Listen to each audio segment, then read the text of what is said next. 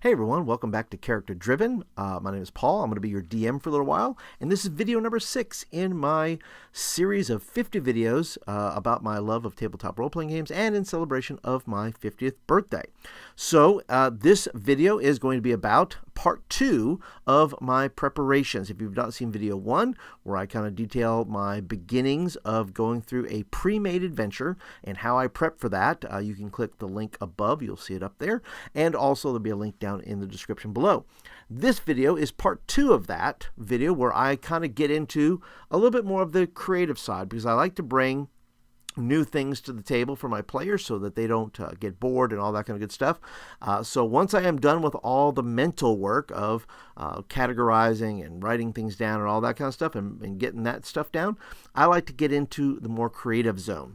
So let me show you here a little piece here. And by the way, when I do a piece, it could be a set piece that is in the book. It's building a great scenario, and I want to make something of that. I want to build a piece of terrain or something that will give my players a point of view that they're not used to, instead of just a flat map that I'm going to draw things out on, which is perfectly fine. There's nothing wrong with that. But for my games, when I have done all the mental labor that I can do in the categorizing things and all that you see in the last video, that frees up my mind to make for more creative work, which is what I like to do, to bring something new to the table. So my players I get a little ooh, a little ah from my players. So I like to spend a little time on that. So the first thing that I try to do is, if there is a set within the book that I am reading through, the adventure I'm reading through, I like to focus maybe on one piece. I can't do it for everything, but at least I can do maybe one piece that will shine, that will give the players a little bit of that 3D feel.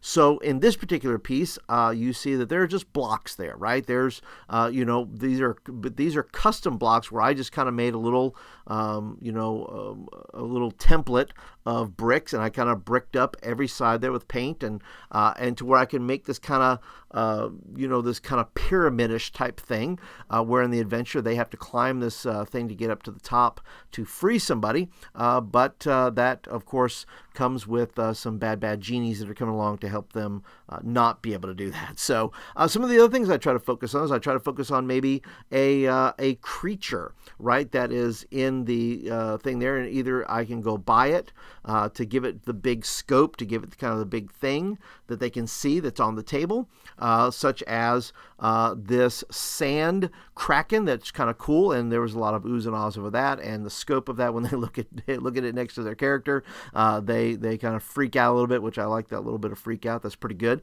But also I try to maybe make something like this thing here, which is for Pathfinder, it is a child of Rovagug, which is I made from this kind of little plastic thing that you get out of the quarter machine, and I was able to put a bunch of legs on it, and it's really kind of a nasty bug creature, and has a little skull inside of it, you can see. And if you notice here in the next picture, it even lights up, because I put a little light down at the bottom and cut a hole out and put a little light up in there that one of my players actually gave me. So it made it really kind of personal.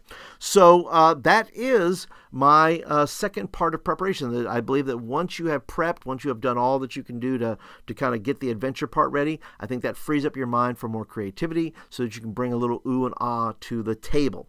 So if you like this video, please go ahead and hit the thumbs up button. That's when you know you like the video and you want more of them. Also, if you are interested in getting more videos like this, there'll be at least 50 coming ahead. But if you'd like to be informed when I do upload a video, please go ahead and hit the subscribe button, and I would love to have you as part of the community. But that's it for today, guys. I appreciate you being a part and watching the video today, and I will catch you in the next one.